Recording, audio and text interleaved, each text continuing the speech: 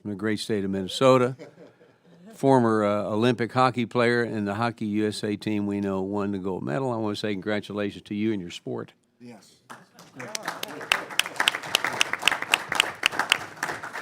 And before we get started, I'd like to recognize Congressman Schmidt from the great state of Kansas to lead us in the Pledge of Allegiance and the prayer. Please stand.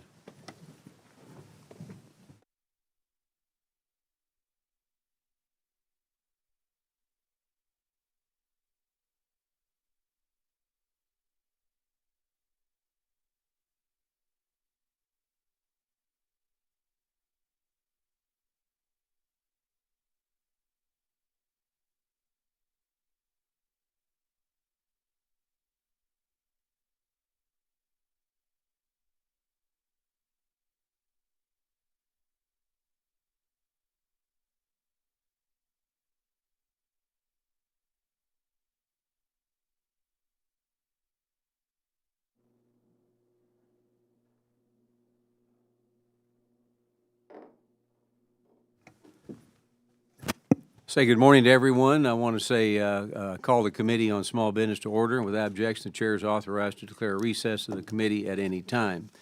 I want to now recognize myself for an opening statement, and I want to say welcome to today's hearing. Career and Technical Education, Developing the Future of Main Street Success. First, I want to thank our witnesses for joining us today during the National Career and Technical Education Month. Thank you all for being here. And career and technical education programs, also known as CTE programs, play a vital role in society that is all too often overlooked. Today, the committee will focus on several issues holding Main Street America back. There is no denying that small business across the nation are facing a shortage of skilled American workers. Millions of trade jobs remain unfulfilled, and this crisis is compounded as baby boomers retire in record numbers. The shortage is even worse in rural communities like those I represent in Texas, where employers face additional barriers to find qualified workers, and I hear from people back home every day that we need more plumbers, we need more welders, we need carpenters, we need nurses, we need mechanics. Yet there is a crisis. There is also an opportunity. CTE programs have proven to provide students with effective pathways to high-wage, high-demand careers. President Trump and his administration have made workforce development a priority to address the growing demand for skilled workers and skilled trades. The Working Families Tax Cut Act created workforce Pell Grants to cover the cost of short-term credential programs, not just traditional college degrees. In addition to the SBA's workforce development resources, the Department of Labor announced a $145 million investment opportunity on January 6, 2026 to support the National Apprenticeship Program and system. Earlier this Congress, the House passed my bill, H.R. 1642, the Connecting Small Business with Career and Technical Education Graduates Act, and this bill requires small business development centers and women's business centers to provide educational resources to small businesses on hiring CTE program graduates. Now, I'd like to once again thank my colleagues for their bipartisan support of this measure, and I look forward to hearing more today about additional actions this committee can take to strengthen the pipeline to high-demand jobs and help address our nation's workforce shortage crisis. I want to thank our panel, again, of witnesses for taking the time from your home to participate in this important hearing, and we look forward to your testimony today. I now recognize the distinguished ranking member, Representative Tran, from the great state of California, for his opening remarks.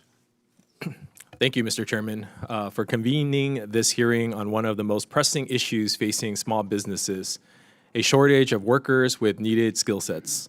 The American workforce is facing a series of compounding crises. An aging population means millions of baby boomers are soon retiring. Aggressive immigration enforcement is removing capable and law-abiding workers from the labor pool.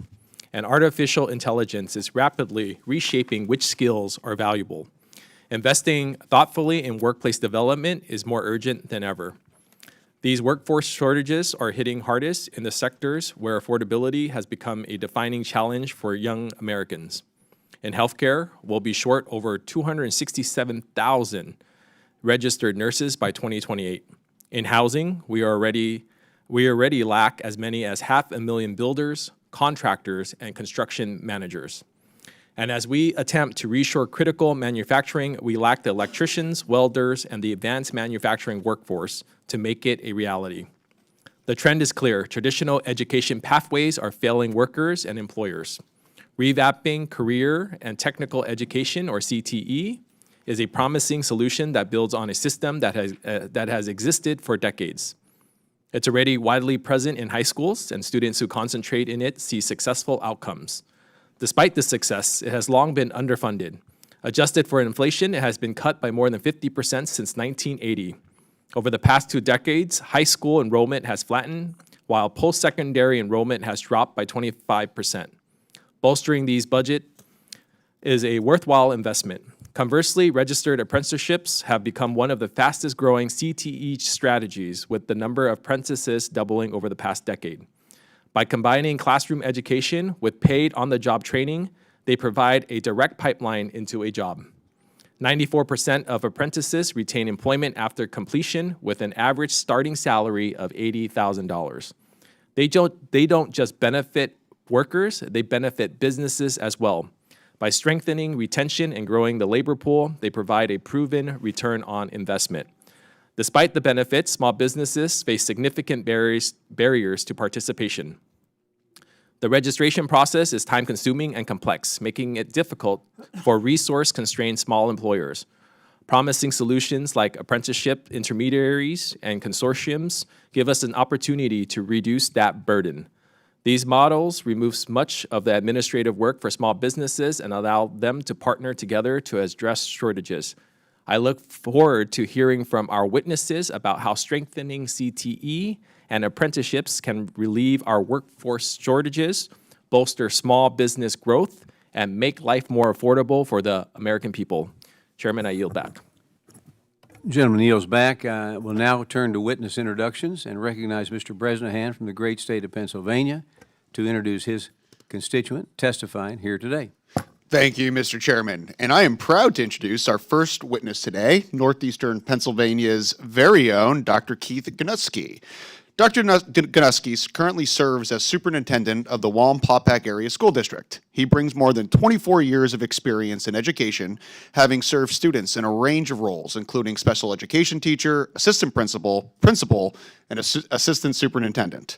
Dr. Gunuskey has been a strong advocate for expanding student access to career and technical education, helping ensure his students can pursue good-paying technical careers after graduation in fields like aviation, construction, culinary arts, and more. And they have a real-life 737 simulator. In Pennsylvania, career and technical centers allow school districts within a region to share high-quality facilities and equipment, partner with local employers, and provide students with hands-on training that aligns with local workforce needs. Yet, Wayne and Pike counties in my district remain the only 2 counties in the Commonwealth of Pennsylvania without access to a CTC. That is finally being fixed, as the Wallenpaupack School District, alongside neighboring school districts, is stepping up to fill this gap. I am proud to work with Dr. Gunuskey to make sure this project becomes a reality for the students and families in Wayne and Pike. Beyond his professional duties, he is actively involved in his community, serving on the Wayne County YMCA Board and the Wayne Memorial Hospital Advisory Committee, and volunteering for more than 30 years as a firefighter. Dr. Gunuskey earned his Doctorate of Education in Leadership Studies with a concentration of Disaster Preparedness and Emergency Management from Louisiana State University, Shreveport. And thank you for joining us today, taking time out of the busy day up in northeastern Pennsylvania, and I'm looking forward to our meaningful conversation. I yield. Gentleman yields back, and I'd like to now recognize Congressman Schmidt from the great state of Kansas to introduce his constituent testifying here today. Thank you, Mr. Chairman. Thank you very much for convening this hearing today, and we appreciate your having a Kansan on the panel. It's my pleasure to introduce Mike Gibson. Mr. Gibson is the Executive Vice President of the Associated General Contractors of Kansas. AGC of Kansas often bills itself as the Chamber of Commerce for the construction industry in Kansas, representing over 300 Kansas general contractors, subcontractors, and professional service firms, and their 20,000 employees. It's headquartered in Wichita, but we forgive that because they have their legislative affairs shop in Topeka. Before this role, Mike was involved in similar workforce development roles with the industry in New Mexico, Louisiana, and Houston, Texas. He served on the Board of Directors for the National Center for Construction Education and Research and currently serves on that organization's Workforce Development Committee. He is here today to talk with us about the Build Up Kansas program. Each of our colleagues has a pamphlet on their desk, and I would just characterize it this way. This is an industry and employer-driven effort to connect all of the parts that are producing plumbers and construction workers and electricians, so that the pipeline is feeding the actual jobs that are needed and fit in the local dynamics in every community around the state. It's a terrific initiative. I would just finally say, Mr. Chairman, Mike attended Texas Tech, which we forgive him for, but he is married to his wife, Rachel, for which we are grateful. He brought her today. Rachel, wave for everybody. And, Mr. Chairman, thanks for having this hearing. Gentleman kneels back, and you're right on Texas Tech. Our next witness today is Dr. Nikki Nix, one of my constituents from the great state of Texas and the great city of Godley, Texas. Dr. Nix serves as Chief Academic Officer for the Godley Independent School District in Godley, Texas, and Dr. Nix has worked for nearly 20 years in public education, serving as a teacher, dual enrollment instructor, academic advisor, director of career and technical education, and as Chief Readiness Officer. She has served on district committees and advisory boards, including the Godley Chamber of Commerce Board of Directors. Dr. Nix holds a Bachelor of Business Administration from Midwestern State University, a Master of Education from Lamar University, and a Doctorate in Education from Arkansas State University. She is a respected leader in our district, and we appreciate her being here today. I now recognize the ranking member from the great state of California, Mr. Tran, to briefly introduce our last witness appearing before us today. I got the pleasure of introducing Mr. Zach Boren, who is a Senior Vice President of Apprenticeship for America, where he leads national efforts to expand and modernize registered apprenticeships across the United States. With nearly 2 decades of experience in apprenticeship and workforce policy, he previously directed federally and privately funded apprenticeship initiatives at the Urban Institute and served as Director of Registered Apprenticeship and Policy at the U.S. Department of Labor. His work has been featured in multiple publications, including U.S. News and World Report, NBC News, the Pittsburgh Post-Gazette, Washington Monthly, and Real Clear Politics. Thank you, Mr. Boren, and I look forward to your testimony and welcome your family as well. Thank you. I yield back. Gentleman yields back, and I want to say thank you again to all of the witnesses. We appreciate you being here today. Now, before recognizing the witnesses, I'd like to remind them, we got some rules around here, okay? I'd like to remind them that their oral testimony is restricted to 5 minutes in length. If you see the light turn red in front of you, it means your 5 minutes have concluded and you should wrap up your testimony. And if you hear this, that means you're going too long, and you're ignoring the federal government and all that stuff that goes with it. So we won't have much of that. But we do watch that very closely, so you'll see the lights there. So now, before recognizing witnesses, I want to remind them that your oral testimony is restricted to 5 minutes in length, and if you see the light turn red, you'll know what the time is. So I want to now recognize Dr. Gunuskey for his 5-minute opening remarks. Chairman and members of the United States House Small Business Committee, thank you for the opportunity to appear before you today. It is truly an honor to speak with you about the critical role career and technical education plays in strengthening Main Street America and building America's workforce. I can say that this topic is so important to me that I literally drove through a blizzard to be here today. It was more of a blizzard warning. My name is Keith Gunuskey, and I proudly serve as Superintendent of the Wallenpaupack Area School District in northeastern Pennsylvania. Our district serves 3,000 students from Wayne and Pike counties and is very rural, covering 325 square miles. I am proud to say that our communities are rich in work ethic, resilience, and commitment to opportunity. Wayne and Pike counties are unique in Pennsylvania. We are the only 2 counties out of the 67 counties in the state that do not currently have a dedicated career and tech center. Yet despite this, we have never approached this career and technical education with a deficit mindset. Instead, we have embraced a do with the best you can with what you have mindset. Using limited space and shared facilities, we have built strong, high-quality programs in automotive technology, outdoor power equipment, building construction, childcare, allied health, which is our nursing program, engineering, culinary arts, protective services, which covers law enforcement, EMS, and firefighting, rehabilitation aid, and aviation. These AI-resistant programs reflect the real workforce needs of our region and provide students with meaningful pathways to employment, entrepreneurship, and life-sustaining wages, all while staying in the beautiful northern Pocono Mountains. I am privy to be a part of a school district with rich history of identifying community and workforce needs and aligning those needs to curricular pathways and creating opportunities for our students. so that schools to work relationships can be strengthened. My predecessors did not wait for the perfect conditions to make CTE programs a critical part of our school. Instead, robust programs were created, and I'm happy to report that today, over 40% of our high school students participate in CTE programs. We have accomplished this by flipping the script on career and tech education. Our programs are no longer viewed as vocational ed programs for the non-academic or the non-college bound student.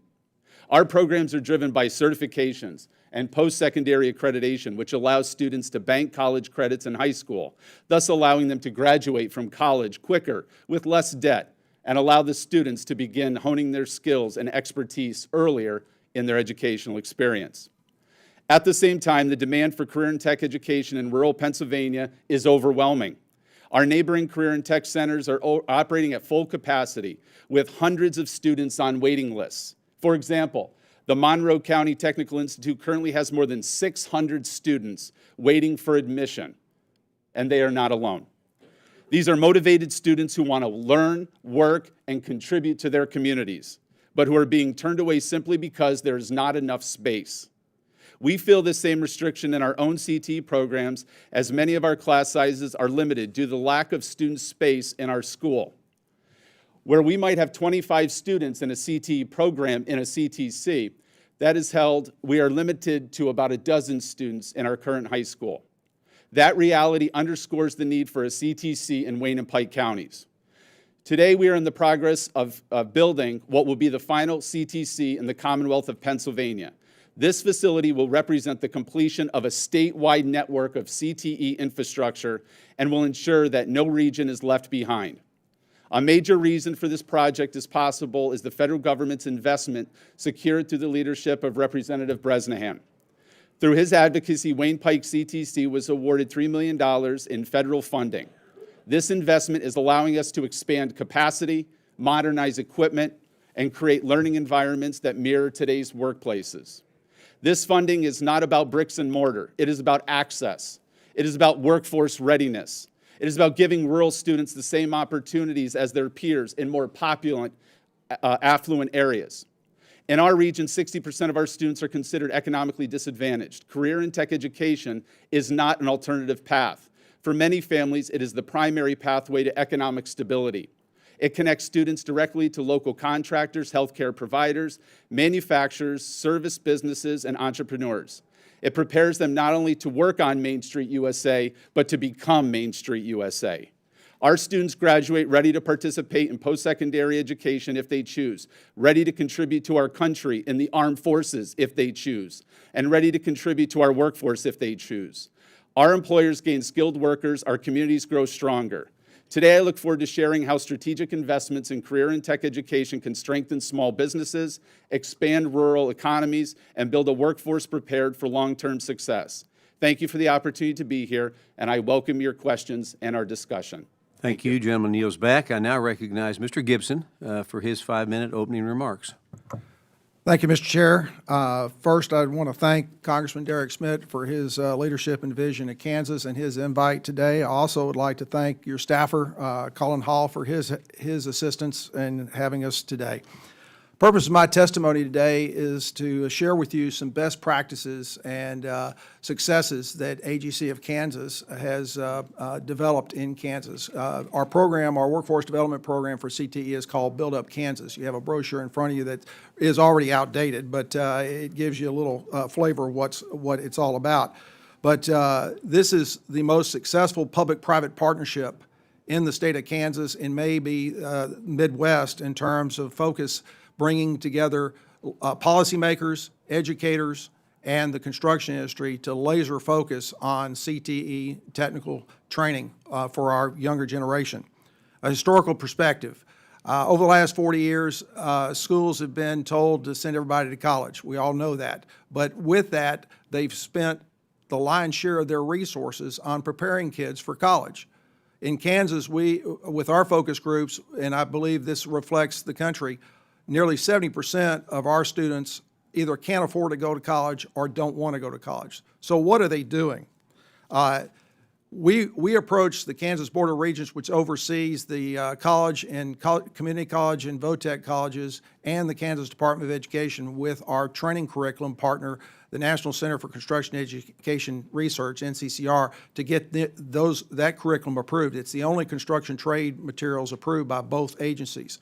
The reason for that is it has a credential component that the students have that they can demonstrate their proficiencies. But it now has become the _1 pathway cited by the Kansas Department of Education. Construction technology leads the way of every profession pathway in the state, and we're real proud about that. What brought us to this point in terms of CTE programming being a top priority for Kansas? 4 years ago, Panasonic was looking to move out of California, and they looked at Oklahoma and looked at Kansas. The key question that they ask, and I would suggest to you why your committee is so important to this country, is the question they asked our governor, our lieutenant governor, and our legislature was, if we're going to invest $5 billion in your state, we need 13,000 construction workers to build that facility. But the question was, can you build and can you maintain our facility? I would suggest to each one of you as policymakers, that is the key to success for every state that you represent now and well into the future. Can you build and maintain our facility?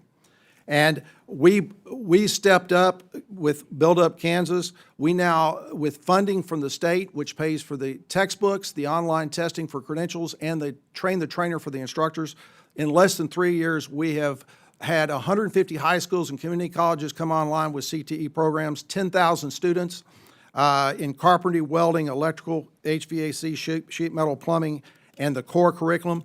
The great news is 21% of those 10,000 students are female. The female population is being migrated or drawn into construction because of the great careers and great pay. We also, with the NCCR curriculum, it's approved by the Department of Labor, the Department of Education, Department of Justice, our Kansas Board of Regents, and Kansas Department of Education. We're not just stopping with the high schools and community colleges. We have 4 correctional facilities. They're using our curriculum. The largest is right outside of Wichita. The El Dorado Correctional Facility has 150 low-risk inmates taking masonry training. Those low-risk inmates, as soon as they're being released or being hired by industry, they are telling me they're better employees than the ones they have. The other component that the Department of Commerce likes with what we're doing, we have an HR platform that we provide at no cost to the construction industry to post their jobs by craft and by city, and we geofence the high schools that are partners with us. The kids can download their resume and send it directly to the HR director who posted that job opening for an interview. That is something that no one else has. The publisher for NCCR curriculum is Pearson. Pearson has gone all over the country. They have not seen a partnership like what Build Up Kansas has brought to the table. My recommendations to you in closing, increased funding to Perkins Act is critical. I also would suggest that the administration, whether it be this one or in the future, establish a CTE czar. That way, business, industry, and education knows who to go to in the Department of Labor that specializes in CTE. I'd also take a page of my former life running the AGC Highway, look at a funding formula that if the state spends $1 on CTE, the feds matches that dollars. And the last one, don't forget about construction trade associations. They have the finger on the pulse of policymakers, education, and business industry. They know what their workforce needs is, and if you put provisions in your congressional... Gentleman's time is up. bill. I'm sorry, Mr. Chair. I appreciate the time. Thank you again for that great report. I now recognize Dr. Nix for her 5-minute opening remarks. Chairman Williams, Ranking Member Tran, and members of the committee, thank you for the opportunity to testify today on the critical connection between career and technical education, CTE, and our nation's workforce in developing the future of Main Street success. My name is Dr. Nikki Nix, Chief Academic Officer for Godley ISD in Texas. With more than 20 years in education as a CTE teacher, coordinator, and director, I've seen firsthand how education and small business must work together to prepare students for meaningful careers. Godley is a fast-growing rural community southwest of Fort Worth, Texas. Our district serves around 3,300 students and covers 122 square miles. Our residential growth has surged, but our large-scale industry has not grown. Strong public schools and thriving small businesses are truly the heartbeat of our community. In 2024, we opened the Wildcat Innovative Learning Destination, a 77,000 square foot CTE center intentionally designed within a traditional football stadium footprint to maximize taxpayer dollars. What looks like a football stadium from the highway is actually more than 40 classrooms, collaboration spaces, and learning environments, serving 13 CTE programs of study, ranging from agriculture and health science to audio, video, and entrepreneurship. In these programs, students earn industry-based certifications aligned with rural workforce needs. Because local internship opportunities are limited for us, we intentionally designed student-ran enterprises inside of the Wild to replicate real-world experiences. Shop the Wild, our school store, is a fully run student enterprise where entrepreneurship students manage every aspect of the business while selling apparel and spirit items.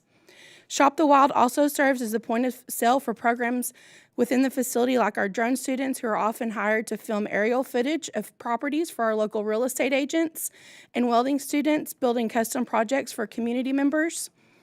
Wild Blooms is our floral design shop. It's open to the public during high-demand events like Homecoming and Valentine's Day, turning the classroom into a working retail business. I lead our information technology program, supports and services all of our student technology devices across the district. Through this student-led enterprise, we are able to bring device repairs in-house, eliminating costly outsourcing fees while providing students with authentic, hands-on experience. Since opening the Wild, CT enrollment has grown significantly. Our students are drawn to the authentic labs, real-world equipment, and coursework that lead to tangible credentials and career opportunities. Texas provides weighted funding for CTE courses, which is critical. However, in fast-growth communities like ours, increases in the state homestead exemption limit local revenue growth. This directly affects our ability to expand facilities and meet the demand students have for high-quality workforce programs. The Small Business Committee can play a pivotal role in strengthening CTE. Some key actions from you might include things like creating tax incentives or direct funding for small businesses that hire high school interns or apprentices, helping to offset training and supervision costs, providing incentives for local and regional workforce development organizations to formally partner with public schools in building workforce-ready talent pipelines, supplementing local salary schedules to create competitive CTE teacher pay, enabling schools to recruit professionals with real-world experience, prohibiting unfunded state and federal mandates and ensuring that K-12 funding grows at least the rate of inflation, and restricting state actions that reduce or undermine local funding mechanisms, particularly those that limit bonding capacity for fast-growth districts like Godley, such as excessive increases to homestead exemptions that erode districts' ability to finance facilities and CTE infrastructure. Current technical education is no longer an alternative pathway. It is an essential strategy for economic growth and small business sustainability. When students graduate with certifications and real-world experience, they strengthen small business, they fill workforce gaps, and they often become entrepreneurs themselves. At Godley ISD, we believe education should launch students into opportunity, supporting small businesses and the future of Main Street. Thank you for your time today, and I look forward to your questions. Gentlelady yields back. I now recognize Mr. Boren for his 5-minute opening remarks. Chairman Williams, Ranking Member Tran, and distinguished members of this committee, thank you for convening this hearing on how we can strengthen America's main streets by investing in career and technical education, including apprenticeships. I'm Zach Boren. I'm Senior Vice President of Apprenticeships for America. We're a national industry association advancing apprenticeships as America's first choice talent strategy. Our North Star is to reach at least 4 million active apprentices over the next decade, putting us on par with Germany, Switzerland, England, competitors that invest heavily in the trades and apprenticeships. I'm grateful to be here at a hearing about career and technical education because that's what apprenticeships are. Apprenticeships are the oldest form of work-based learning, and CTE is where that journey begins. building real hands-on skills. And apprenticeships are where those skills turn into paid jobs, credentials, and careers. Together, they form this seamless pathway from school to work. I'm also the proud son of an apprenticeship graduate myself. My dad completed a meter technician apprenticeship in Indiana. His apprenticeship didn't just land him a job, it built a trade that sustained our family and built our American dream for more than 50 years and still does today. My career includes a decade of civil service at the U.S. Department of Labor, working across multiple administrations to expand registered apprenticeships. During that time, we reached a 20-year high in apprentices and participating employers. We cut red tape by 70%, and we expanded the GI Bill for veterans who needed access to those education dollars. I've worked with Fortune 500s like Google and GM to build apprenticeship programs. But just as importantly, I've worked with small employers with similar talent needs. One example is Technically IT. It's a small minority-owned business in South Carolina. Its founder, Ashley, turned to apprenticeships to grow in a tight labor market. With support for training and startup costs, she launched quickly and saved nearly $100,000 in education expenses, and her company grew. Her story matters because small businesses employ nearly half of America's private sector workforce, yet they consistently say that the biggest challenge is finding skilled workers. Registered apprenticeships allow employers to train workers to industry specifications with local flexibility, while workers earn a paycheck from day one. The average apprentice, as Congressman Tran pointed out, earns about $80,000 when they complete that apprenticeship program, and their earnings increase 50%. Employers see a good return too, 144% return on investment, while significantly lowering worker turnover. Yet today, just 0.3% of American workers are apprentices. With nearly 680,000 Americans learning through apprenticeships each year, it's more learners than the 9 largest public universities combined, but apprenticeships receive only a fraction of the federal investment for education. For every dollar we invest in apprenticeships, 1,000 is spent on higher education. Small businesses face their own set of barriers to adopting apprenticeships. Those include upfront costs, administrative complexity, and slow state approval processes can hamper their success. I've experienced this kind of apprenticeship bureaucracy myself. In Pennsylvania, a small business I supported waited more than 10 months and 3 council hearings for approval, even though they had a solid training plan that met the state's requirements and they were ready to hire. Delays like that mean lost contracts and lost workers. If Congress wants to unlock apprenticeship growth, then we must make it easier to start and financially workable for small employers. The most effective model is a group employer-sponsor approach. It's where multiple small businesses share infrastructure and coordinate training and compliance. North Carolina really shows the way, where more than 25 groups help employers collaborate with community colleges and to scale their own apprenticeship programs in a variety of industries. When small businesses work together, they don't have to build everything on their own. They train together and they grow. This committee can incentivize groups of employers to start apprenticeships through a pay-for-performance model that rewards hiring and completion, not paperwork and process, that protects taxpayers and lowers risk for employers. This committee gets it. What drives Main Street is risk, cash flow, and workforce. Building and incentivizing apprenticeship addresses all 3. It's the most effective talent and anti-poverty strategy we have, where Americans can advance through their sweat, not student debt, strengthening families and hometowns. We do not need a new idea for small business talent. We need an old one. Registered apprenticeship works. Let's scale what works. Thank you for your time. I look forward to your questions. Let me also bring up something. If you see members walking in, walking out, it's nothing you said, nobody's mad. There's a lot of other hearings going on, and so they'll come and go. So I just want to make sure we understand that.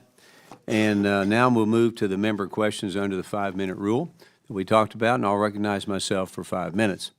Dr. Nix, based on your experience teaching CTE programs, these programs provide a pivotal solution to the skilled workforce shortage and offer students a robust pathway to acquire hands-on experience, industry-recognized certifications, and valuable partnerships with local businesses.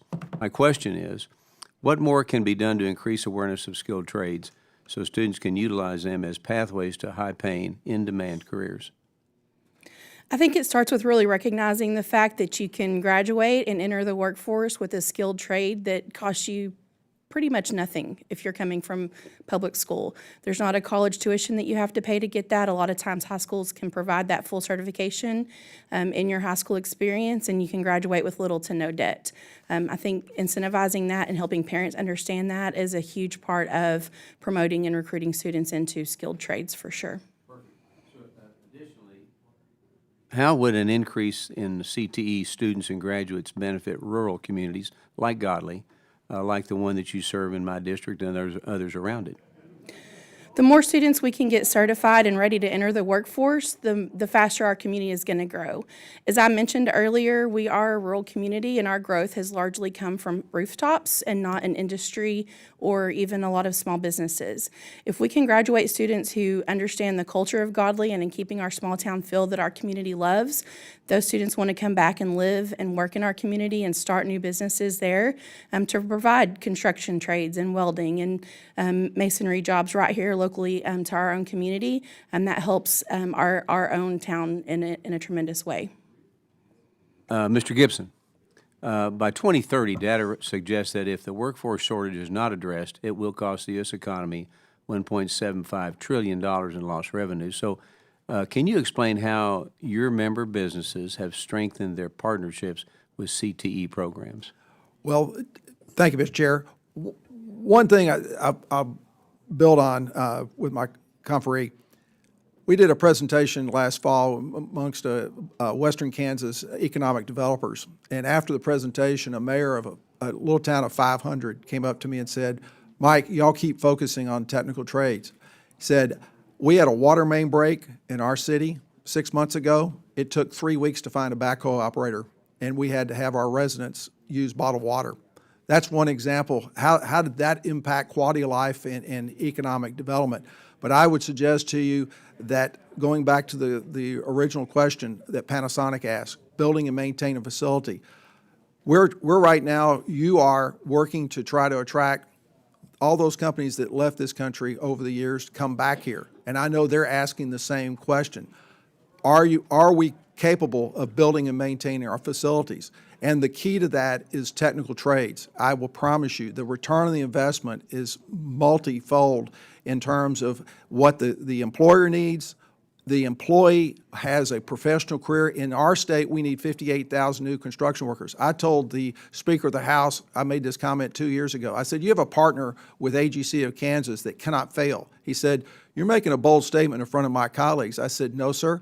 I said, "If we don't get 58,000 new construction workers over the next 3 to 5 years, I'm going to have a lot of construction firms going out of business, because the first thing a contractor needs is people in order to bid a project." So this has a ripple effect throughout the economy. And with the infrastructure, we all know that our highways and bridges and overall infrastructure is aging. It's going to require a big amount of professional career folks coming out of the high school and community college and VOTEC more so than ever before. Dr. Gunuskey, the Wayne Pike Career and Technical Center is a joint effort among multiple school districts in Pennsylvania to house 13 career and technical education programs. My question is, can you discuss the importance of a dedicated CTE center for engaging students in CTE programs at a very young age? Absolutely. I think, one of the things, going back to a previous question of what else we can do, I think it is important to begin early exploration of the trades in career and tech education, starting at kindergarten on up. It not only really allows the students to hone in on an interest that they might particularly have, it also focuses on non-traditional students that may not have seen their pathway going through the world of career and tech education. And so I do believe having a CTC is critical, because it's it puts the message out that this is important. It also creates half-day programs. Right now, our students, if they want to attend a career and tech ed program in our school from a neighboring school district, they must actually withdraw from their current school and enroll in our school, leaving their friends and families behind. So we're forcing kids to choose between their families and friends. My and the time career. is up. My time is up. Thank you Yep. for that. I now recognize the ranking member for 5 minutes of questions. Thank you, Chairman. Mr. Boren, I'm proud to co-lead H.R. 1642, the Connecting Small Businesses with Career and Technical Education Graduates Act, with my colleagues, Chairman Williams, Congressman Olszewski, and Congressman Bresnahan. Our bill aims to help small business owners fill gaps in their workforce by connecting them with graduates of vocational programs through SBA's Small Business Development Center program. I think one of the largest missed opportunities in our economy is between connecting CTE graduates and the small businesses that desperately needs their skills. Right now, small businesses are often the last to know that a pipeline of trained, job-ready workers exists in their own backyard. From your work with apprenticeships nationwide, how important is it to formally connect small businesses with CTA graduates, and what best practices have you seen that ensure these partnerships translate into jobs? That's a great question. And, you know, it really begins with CTE. CTE builds those foundational skills at the high school and community college level. But we've not yet built this pathway from career and technical education into registered apprenticeships, which are those paid on-the-job learning opportunities. We have this real disconnect between what happens at the Department of Education under CTE and registered apprenticeship, which has a fairly large footprint of 680,000 apprentices nationwide. We can also look at pre-apprenticeship as a real bridge in between CTE and apprenticeships. And, you know, a really great example of that is what's happening in Iowa. So I worked with Central Campus in Des Moines, Iowa, led by a terrific director. They partnered with John Deere and a bunch of their suppliers to build apprenticeship programs at the high school that leverages the CTE training that's happening in the high school with what's happening at the factory. So this is really the idea of, like, how do we connect, you know, CTE leaders at the high school level with businesses that actually have those jobs in demand. You know, on that, in your written testimony, you wrote about a secret sauce that helps small businesses apprenticeship programs succeed. Can you further discuss those factors? Yeah, I think the secret sauce is really coming out of North Carolina, and it's not just their barbecue. It's really how they have built 25 different consortia across the state. You know, these consortium that bring employers together to design apprenticeship programs, to organize them with other employers who have like needs, and then also to bring them to scale. So a great example of that is Apprenticeship 2000. It's a 30-year youth apprenticeship program just outside of Charlotte. It began with about 8 or 9 companies, both German, Swiss, Austrian, and American. And you know, a really amazing aspect of that is that they had this need in 1994 for something called mechatronics. And mechatronics is probably pretty familiar to everyone today, but it's really this combination of mechanics and engineering at the factory floor level. But the community college had no idea how to teach it. So they came together as a consortium to build the apprenticeship program together as, you know, kind of not necessarily competitors, but people working in the same industry. And they've been able to sustain that program for over 30 years. One of the young men I met there was at Ameritech Die and Mold named Sean. He was 21 years old, just finished his apprenticeship program. He was buying his second house, getting married. We asked him what his friends were doing. Most of them were on their couch, you know, vaping and playing video games. Meanwhile, he's living the American dream. Question for the entire panel, if I get a chance. How do we change the narrative nationally so that career and technical education is seen as an equal value to traditional college pathways? Why don't I start with you, Mr. Gunuskey? Yes, just to re-echo what I said before, I think it's the early education. It's going to our, going to the elementary schools and the middle schools, and giving them the opportunities to see what their pathway can include. I also think it's important to ensure that all of the equipment that we have is reflective of the equipment that's in industry, so that we're not working on two different levels, teaching kids one pathway and then they enter the field in an industry and they are working on different equipment. So I think mirroring that equipment is critical. Thank you. I'm out of time, but Chairman, I yield back. Look forward to talking to you all a little more. Gentleman yields back. Now recognize Mr. Stauber from the great state of Minnesota and the hockey magnet in this group and champion for 5 minutes. Well, first off, Mr. Chair, I appreciate you holding this meeting, and I want to be real crystal clear. I actually tried out for the '92 Olympic team, and I wasn't good enough, so that was the way it is. But my younger brother coached the women's team to the 2018 Olympic gold medal in Pyeongchang, and I can tell you that the women's Olympic gold medal and the men's gold medal is something special for our country, and I think we have to congratulate the athletes. And I don't know about you, but you get chills and a tear in your eye when they've got that flag wrapped around them, skating around the rink. Both the men's and women's team were so proud of them, and all the athletes that made the United States proud. Thank you, Mr. Chair. Mr. Gibson, at the end of last year, there were roughly 6.5 million job openings nationwide. In northern Minnesota and across the 8th District, contractors tell me they have work lined up, but it can be difficult to find enough skilled workers to get it done. From your vantage point, how is the skilled labor shortage impacting the construction companies you represent, especially small and mid-sized firms? Thank you. Build Up Kansas took this on several years ago because, again, we need 58,000 new construction workers to keep up with market demand.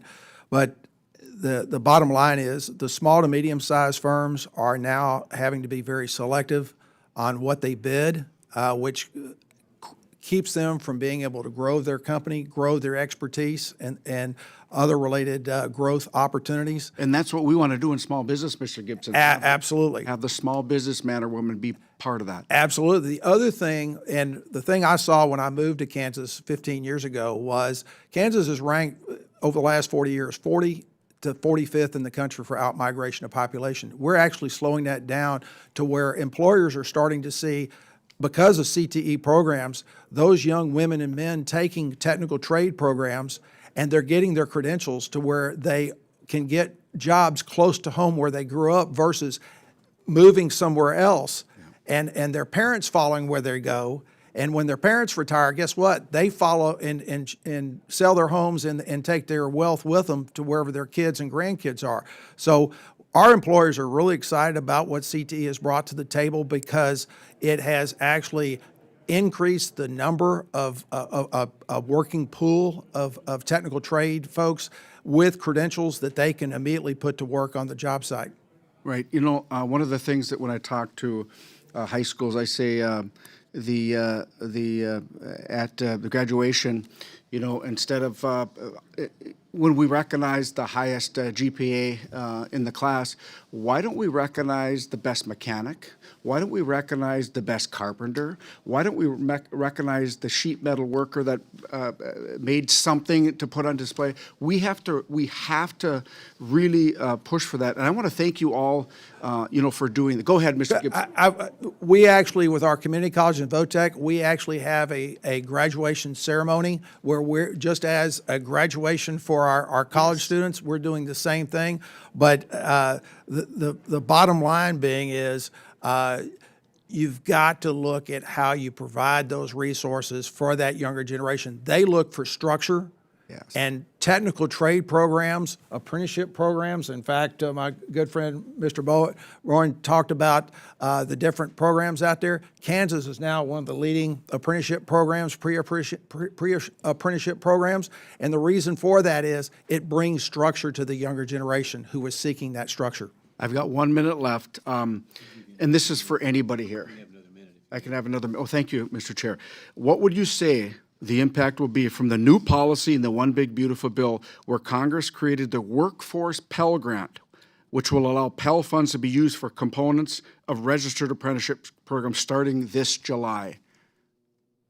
I'm happy to take that one. Go ahead, Mr. Yeah, we're excited about Workforce Pell. I think, Pell has long incentivized, college students to do well in college, be able to save some of those dollars that gets really expensive. The average student loan debt is $38,000 across the United States, a whopping $1.7 trillion in student loans. And today we're really looking at Workforce Pell being able to bring new talent into the trades and to a number of occupations that don't necessarily require a four-year degree, and offset both the costs of the student as well as the small employer that wants to hire that talent.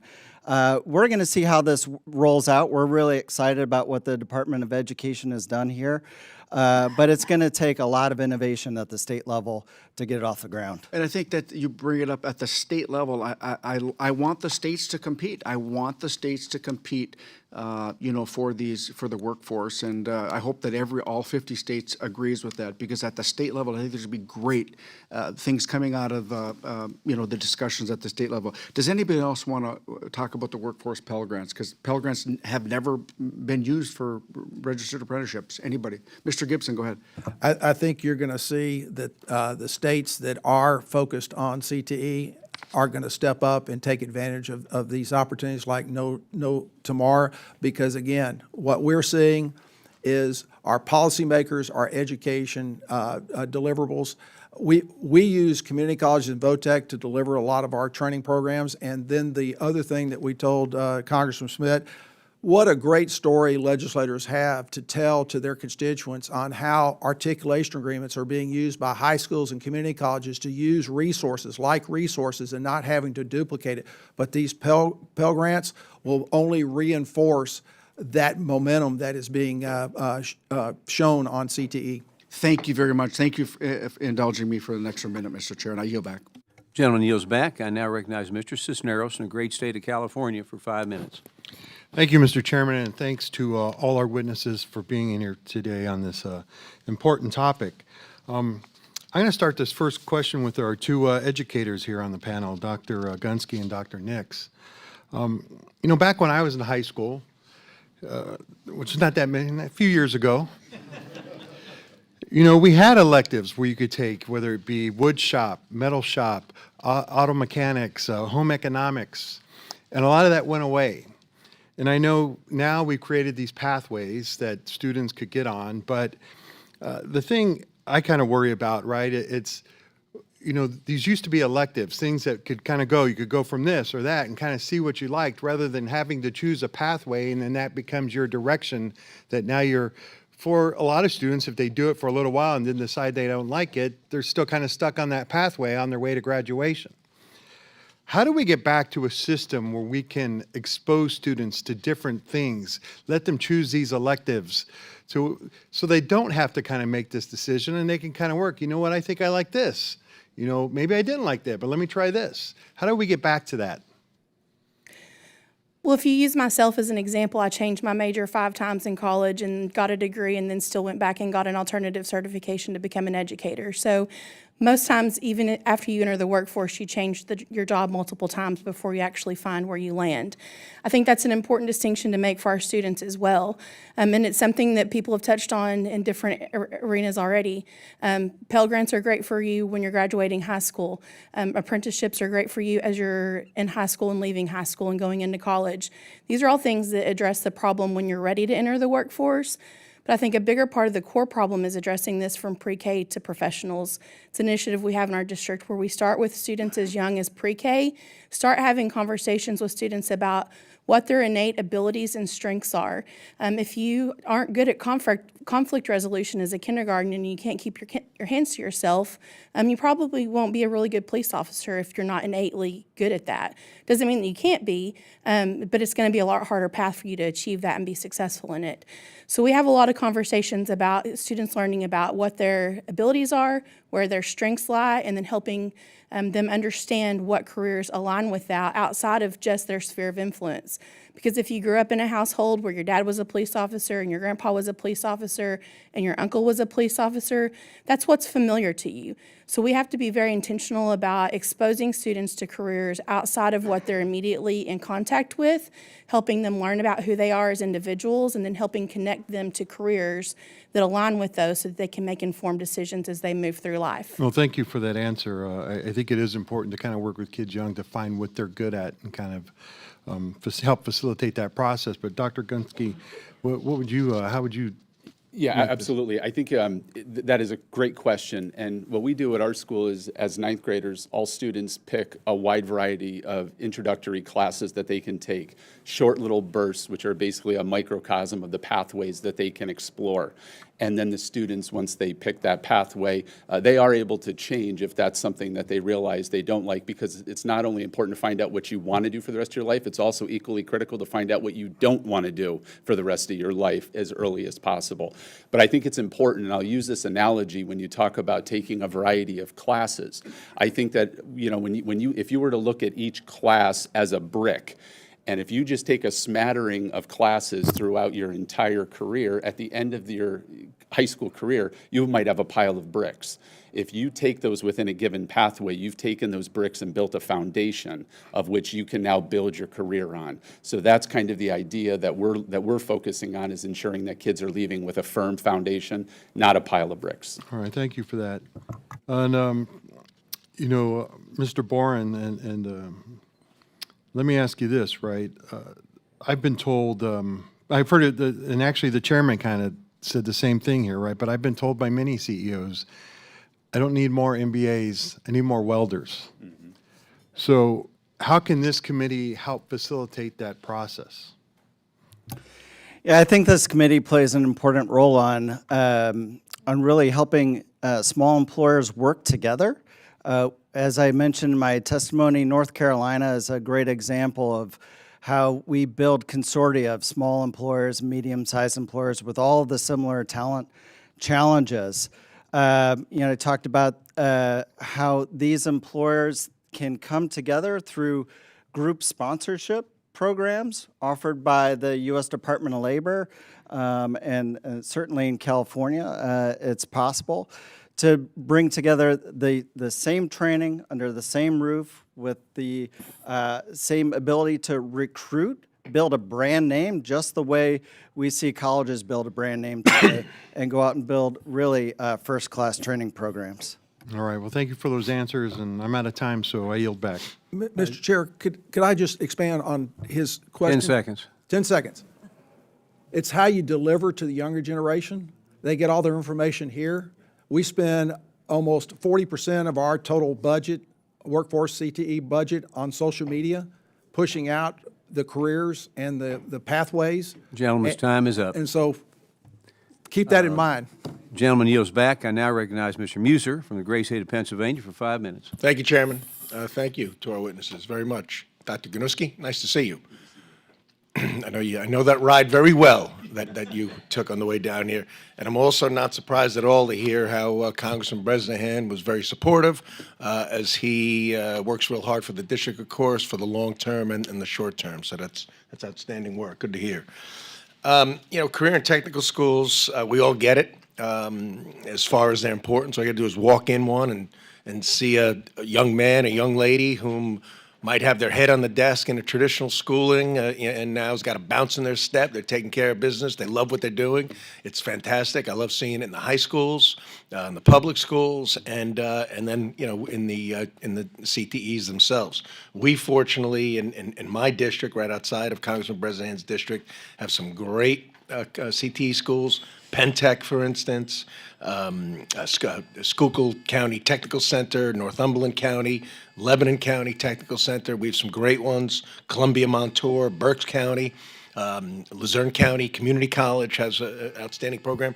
Yet they're jammed, and they could be more expansive, and the funding is not there necessarily for the capacity. And let's face it as well, the apparatuses and machines that they use is not always available.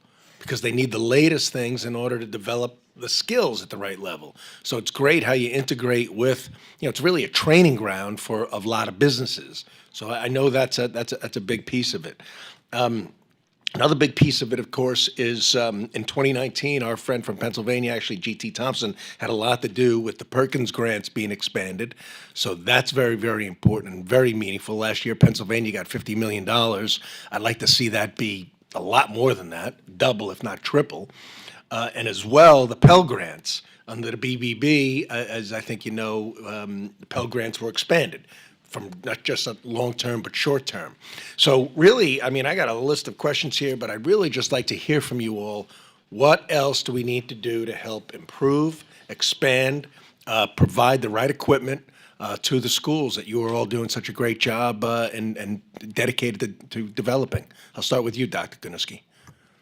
Yeah, I would just say, I think a targeted infrastructure funding model of some kind where when you look around the country and you assess the CTCs that are successful that have 600 kids on a waiting list, which, as I mentioned in my opening at Monroe County, is sad. I mean, that is something that certainly needs to be addressed. So I think a targeted funding structure would be great.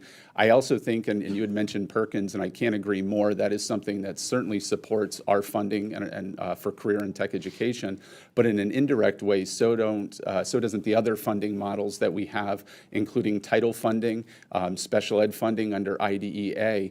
We have a number of special needs students who participate in our career and tech ed programs and are able to work and live independently because of those programs. And so I think identifying all of those sources and just taking a look and seeing if there's anything else where they could be supported would be helpful to our programs. It's good that you mix a little bit of business administration into that towards the end of the. My business administrator will be happy, yes. Yeah, good. Mr. Gibson? Congressman, I will tell you, obviously increasing Perkins funds is one thing, but reaching out and working with trade associations, the reason for that is we can then reach out to our manufacturer reps and suppliers to donate materials.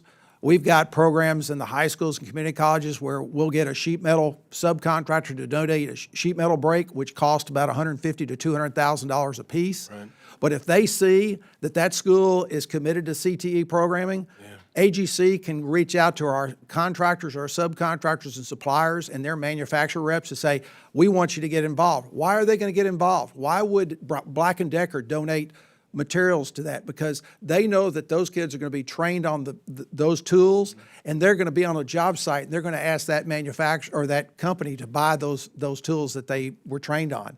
So that public-private partnership really pays huge dividends, not just with the federal dollars and state dollars, but the private dollars that are contributed. Maybe some sort of tax deduction for such donations is something we could work on. I would tell you, all industries would welcome that. Yeah. Okay. Great. Dr. Nix. Perkins funding is amazing, and it does support programs in our district. And when you hear the dollar value at the national level, it sounds really big. But when you look at the dollar value at a local level, our Perkins allocation was just around $20,000. We have Thank you. I'm out of time. I'm very glad you folks are in the positions you're in. Thanks for the great work you do. I yield back, Mr. Chairman. Okay, gentleman yields back. I now recognize Ms. Goodlander from the great state of New Hampshire for 5 minutes. Thank you, Mr. Chairman, and thank you to our witnesses for being here today for this really important and exciting hearing. In New Hampshire, our small businesses are the beating heart of our economy, and I hear the same story everywhere I go, and the data bears this out. A third of our small businesses can't fill basic positions. It is about recruiting and retaining talent, and the energy and excitement around starting that pipeline as early as possible in our schools is really overwhelming. You know, as I've talked to and visited our schools and our tech centers, we have more than 24 across New Hampshire. You know, I hear the same thing from students who have really lost faith in a traditional four-year college path, and for very good reasons. You know, the national student debt balance right now has ballooned to over $1.8 trillion. It's all very understandable, and this is where I really believe the power of career and technical education comes in. As I've traveled around New Hampshire and seen at Alvern High School in Hudson the next generation of nurses, I've seen in Claremont at Sugar River Valley Regional Tech Center, multiple generations of people whose lives and livelihoods started right in these tech centers, and it's an inspiration to see. We've talked about a lot of the barriers that I've heard about again and again. I want to start with funding. You know, as I look at the federal budget, and you know, I serve on the Armed Services Committee. It's $1 trillion budget for our Pentagon, and when I think about what you're doing with $20,000 in your district, what my state has done in leveraging, you know, $7 million in Perkins grants, it should be humbling to anyone administering $1 trillion budget anywhere in this government. But as I understand it, federal funding for career and technical education has fallen since 1980, from around $3.5 billion to just $1.5 billion in 2024. Mr. Gunuskey, you mentioned that there are several sources of federal funding, including IDEA funding, that's essential to the programs. And by the way, I just want to thank anyone who does the job of superintendent deserves a massive round of applause for what you do, because it's one of the hardest jobs, I think, in our country. But can you say a little bit more? I mean, I've been very seized by the fact that Congress now has chronically failed to live up to our obligations under IDEA in funding it at the level that we said we would. Can you just speak more to the other sources of funding beyond Perkins that are essential to your programs? Yeah, absolutely, and there are three that I will highlight. First is the Title funding that we receive, Title I for low-income students. That is imperative in our area, with 60% of our students defined as economically disadvantaged. That funding is critical to move our programs forward.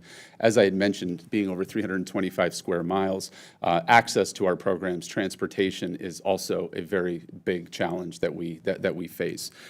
So the Perkins funding is there. One of the items. Sorry, do you yes. use Perkins for transportation? We do not use Perkins for transportation. We use the Title I funding for yes, and we can use it for really classroom supports, aids that we may have teachers in our classrooms to support reading and math work as well. Special education with IDA is huge, as many of our students require teacher assistants to be with them to help with their instruction, special education teachers to help process and modify curriculum so that it's understandable for the students. And so that is very important.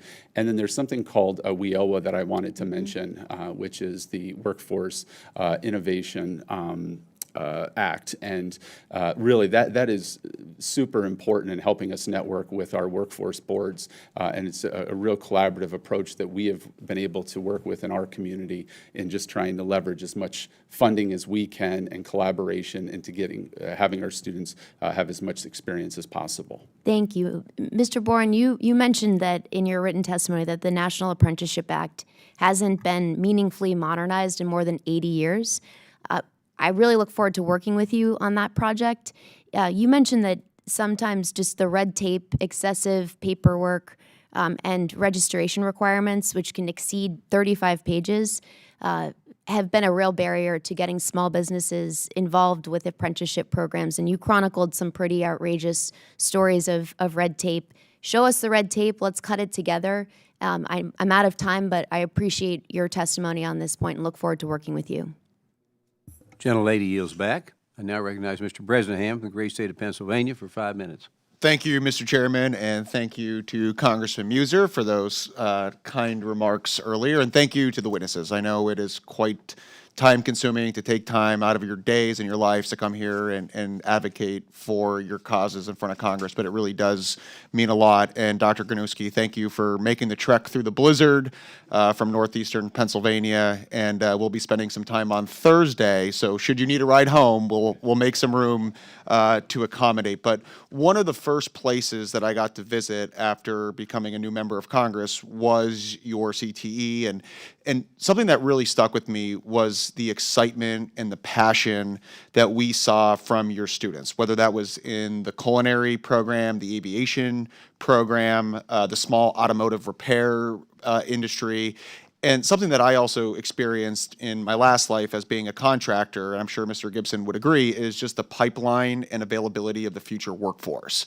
And the careers and the education that you're providing for your students are industries and jobs that will never be replaced by artificial intelligence. And the availability of work and jobs and family-sustaining careers the day after they graduate from your program was something that was certainly inspiring, which led us to support the $3 million community project funding for the enhancement and the new facility that I'm really excited for, that I assume will be state-of-the-art based off of all of the other programs that you have to offer. And I think it's an investment that's just one step to ensure that hundreds of students that are eager to pursue career in skilled trades and technical fields can do so in just an incredibly new facility. But something else that you do incredibly well was, and I hope that you could provide some insight back to the committee here, on how you partner with small businesses within inside of the community. And the curriculum that you're creating matches what the current workforce actually needs. So are there any examples of successful partnerships with small businesses somewhere within your over 300-mile radius that you can point to that we can have some better insight on?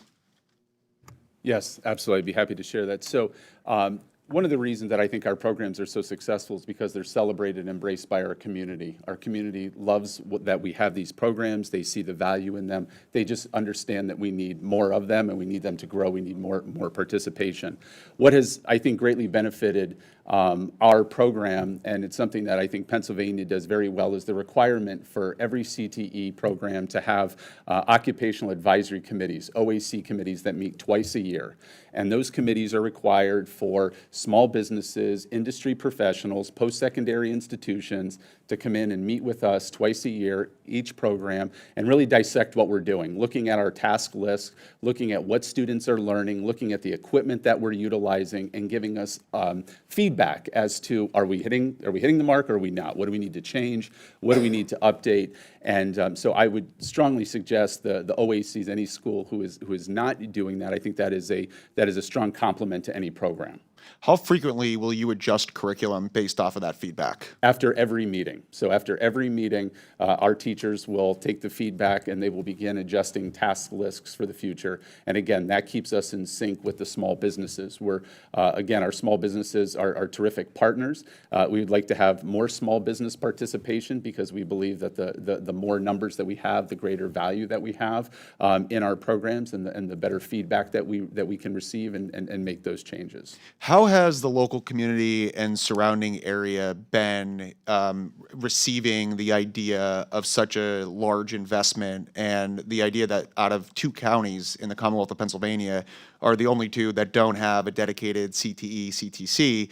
How has the surrounding community been in response to this initiative? Yes, they've been very supportive because, once again, they see the need.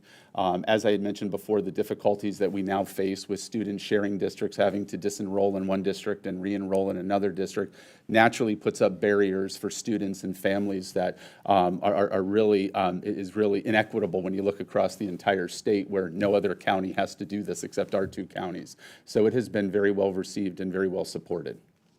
Well, I appreciate you making the trek out here. Thank you for all that you all do for your communities, and I look forward to our continued working relationship. And with that, Mr. Chairman, I yield the balance of my time.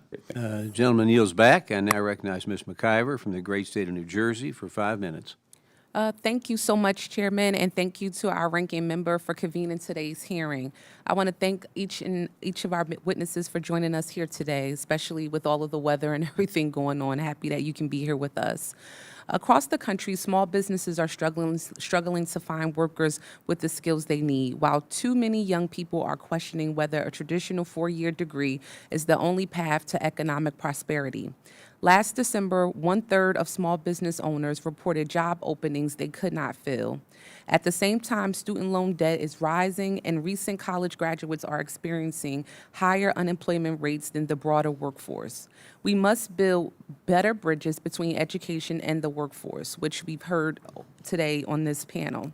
In my district, we see this both as a challenge and an opportunity. Institutions like Essex County College and Newark Vocational High School are working to empower students. They're helping young people earn industry certifications and hands-on technical skills that align with businesses' needs. At the same time, initiatives like the Urban League of Essex County's Micro Enterprise and Skilled Trades Training Center show how partnerships between industry and educators can create pipelines into high-demand careers. This strengthens vocational opportunities in our community. These programs show that when we invest in practical pathways, we prepare students for well-paying jobs, and we ensure that small businesses have the talent they need to compete.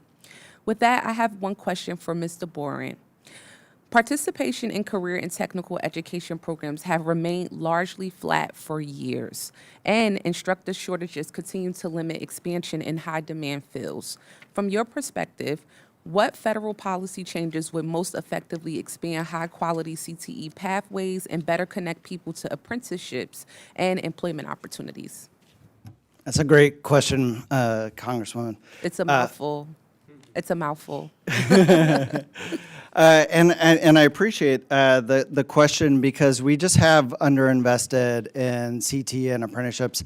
It was laid out earlier that we have 50% cuts in CTE since 1980. When we look at registered apprenticeship, for every dollar we invest in higher education, we're spending $1,000. Or for every dollar we invest in apprenticeships, we're spending $1,000 on higher education. So there's a huge disparity. Since 2016, we want to thank the Congress for investing in registered apprenticeship. Prior to 2016, the Office of Apprenticeship had absolutely $0. Well, when I started there to invest in companies and intermediaries and in the trades. Today we're at $285 million, still kind of a fraction in comparison to the $27 billion or more that we spend on higher education. So critically important that we continue to think about modernizing apprenticeships, making them easier for small businesses to start, cutting red tape and some of the paperwork, as well as speeding the amount of time that it can take for those programs to get approved. Thank you so much for that. And just in a small amount of time that I have left, I would love for each witness, if they can, I know many of you have talked about this a little bit, what strategies should Congress support to improve early awareness for these types of non-four-year college pathways? One, setting the tone. Again, I hear, and I outlaw it in my office, local control. But local control from the state down to the school districts. Most of the school districts we talk to, and we have 150 partners, and we've got 300 school districts, so we're on our way to getting 100% saturation in terms of participation in CTE. But most of those school districts are looking for direction. They're looking for direction from the Department of Ed. They're looking for direction out of Washington, D.C. So I would suggest to you, don't be afraid to set the tone, because I can promise you, especially in rural America, they're looking for direction, they're looking for help, and you as the policymakers here in Washington, D.C. can set that tone. Thank you. With that, I'm running out of time, but I will say thank you each for all of your, expertise that you shared up here today. I'm a true supporter of skilled trades. I used to work in a school district as a personnel director, and I know how important skilled trades is, and I wish we can have more dollars, more funding to be able to support such. And if I could do it all over again, I would have been an electrician for sure. Okay? Thank you. With that, I yield back, Chairman. That's your new nickname, the electrician. With that, the gentlelady yields back, and I recognize Mr. Downing from the great state of Montana for 5 minutes. Well, thank you, Mr. Chairman, and thank you to the witnesses for being here. It's interesting. I was thinking the other day, it wasn't that long ago when I saw political slogans always talking about creating jobs. And I travel around my district, and there's two big limiting factors in small businesses and industry across my district. Access to capital and the ability to recruit and retain employees. And that seems to be one of the biggest limiting factors, is finding employees. And there's so many issues there, from housing to, trades education, to make sure that you have, folks coming in that have the skills necessary. And it really underscores the need for more workforce development, more of this type of training. And one of the things that I noticed, I'm going to start with you, Mr. Gibson. According to a survey conducted by your own association, by the Associated General Contractors of America, 92% of construction firms nationally reported having difficulty finding workers to hire. Can you elaborate on how this shortage of construction workers is impacting the companies that you represent? Well, this didn't happen overnight, and one of the components of Build Up Kansas is to change the perception of our industry. Construction has always been an afterthought. Now it's becoming back what it was in the 50s and 60s, and that is a noble profession. And investment, of which Kansas is doing, leading the way on CTE in the Midwest, is providing that pipeline. But I said earlier, setting a tone. We're setting that pace and that tone to send a message to our membership across the state of Kansas and even across the country that it is a noble profession. It's got good pay. It's got a good career. And I said career, not a job. Yeah. And you have to also deliver this type education materials the way the younger generation wants to receive it, and that's through social media. But the bottom line is it's costing companies in rework. So I want to elaborate that, and I think that's a really good message, and I appreciate that. But so to what degree do you believe that this shortage is contributing to the rising costs of both, housing and commercial real estate in this country? There's no question about it. Again, if a contractor only has X number of employees and they need Y plus, they are limited on how many projects they can bid, which limits the competition. On commercial, industrial, whatever project it is. The more competition, the better pricing you're going to get, and the better quality that you're going to get all the way across the board. But it has a across-the-board impact on our industry, starting with development of workforce. And briefly, what role do you think CTE programs can play in bridging this current skills gap? CTE is the number one issue, bar none, and that goes for all industries across, but especially construction. What was the first thing everybody did this morning in getting up? You turned on a light switch, right? Somebody had to install that light switch, okay? So. Yeah, thank you for those answers. I really like that message. I'm going to turn now to Dr. Gunuskey. I want to discuss your experience as a superintendent in rural Pennsylvania. So my district, central and eastern Montana, is one of the most rural congressional districts in the country. And rural high school students notably participate in CTE programs at significantly higher rates than their suburban and urban counterparts. So, Dr. Gunuskey, can you elaborate on the benefits of CTE programming in rural education and why these programs are particularly effective in sparsely populated school districts? Yeah, as I said in my opening statement, I think that with having the high economically disadvantaged populations that we have, for many of our kids, they get into it as a way of life, and many of our students, when they graduate, they want to live in our community. And so fortunately, what we are trying to do is continually match the needs of our community with what we're offering in school, so that the kids can learn, contribute to the local economy. They can stay. They don't have to leave. They don't have to leave with college debt. So I appreciate that. And as emerging technologies like AI play an increasingly important role in our society, what ways do you think CTE programs can be leveraged to best prepare rural students for employment in this future economy? That's a great question, and I think what we're seeing is a shift in the interest level of the CTE programs being demanded by students. Years ago, computer programming, graphic arts, those were the most requested programs. Right. Now, AI can create those for you in 2 seconds and create all types of coding. So again, everything that we're trying to do is that AI-resistant program that allows that AI is not going to take over. All right, thank you, Doctor. It looks like I've run out of time, so Mr. Chair, I yield. Gentleman yields back. I now recognize Ranking Member Olszewski from the great state of Maryland for 5 minutes. Thank you very much. Chairman Williams, I want to thank you and Ranking Member Velasquez for holding this hearing. Thank you to all of our witnesses for your presence here today. Mr. Boren, I appreciate that you ground a lot of your work in the teachings of Jesus. I know that our faith calls us to look at policy as if we are our brother's keeper. And I just want to say first, I respect that you are doing that and hope that we can continue to see more of that perspective here on Capitol Hill.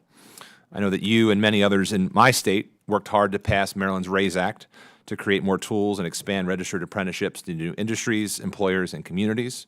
During my time as a state delegate, long before I came to Congress, I was proud to be the primary sponsor of the now nationally recognized Employment Advancement Rate Now Act, or EARN program. For the past decade, EARN has strengthened the state's workforce pipeline to supply local and small businesses with a well-trained workforce and has placed residents into good-paying jobs. Over 11,000 Marylanders have obtained full-time employment because of EARN, and more than 15,000 incumbent workers have benefited from the program's upskilling opportunities. I'd commend to my chairman and my colleagues on the committee this successful statewide initiative be explored and perhaps replicated at the federal level.